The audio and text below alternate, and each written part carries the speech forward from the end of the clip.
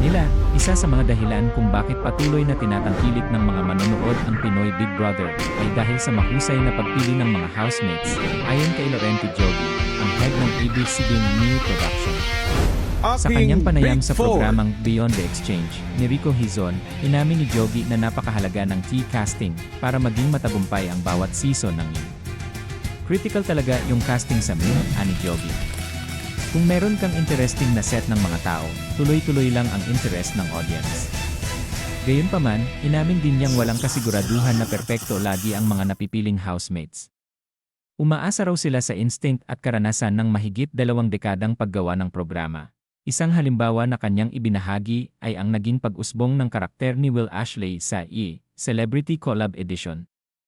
Ayon kay Jogi, nagsimula si Will bilang isang tahimik at introverted na housemate, pero kalaunan ay unti-unting nagpakita ng personalidad, lalo na sa pakikisalamuha kay Brent Manalo. Hindi rin nila inakalang magkakaroon ng chemistry at tensyon sa pagitan ni Bianca De Vera, Dustin Yu at Will Ashley.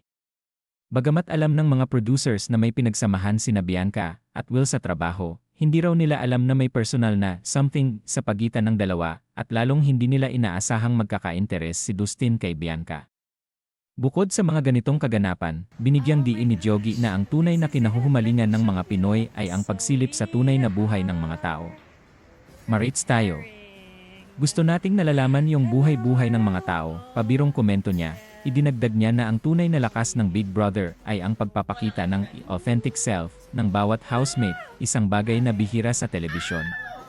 Pagdating naman sa legacy ng programa, sinabi ni Jogi na ito ay makikita sa mga housemates na naging matagumpay sa showbiz, tulad nina Kim Chiu, Maymay Entrata, Melay Cantiveros, Bianca Gonzalez, at Robbie Domingo.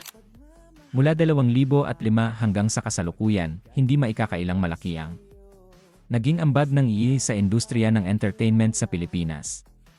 At habang may mga bagong mukha at bagong kwento sa bawat season, nananatiling buo ang puso ng programa, ang pagpapakita ng totoo at makataong kwento ng bawat Pilipino.